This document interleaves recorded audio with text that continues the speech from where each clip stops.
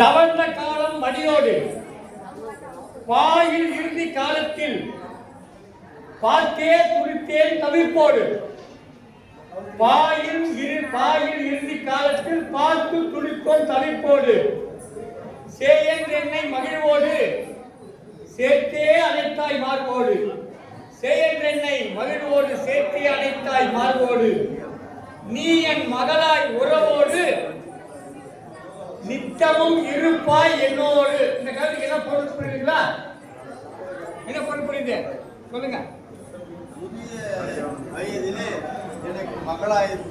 இல்ல இல்ல, அம்மா இறந்து போயிட்டாங்க, எனக்கு மகளா போறப்ப எழுதிருக்கேன் இந்த கவிதையில. ஐயா இப்ப கல்யாணம் உண்டா? நல்லா நல்லா கூர்ந்து பார்த்துக்குங்க.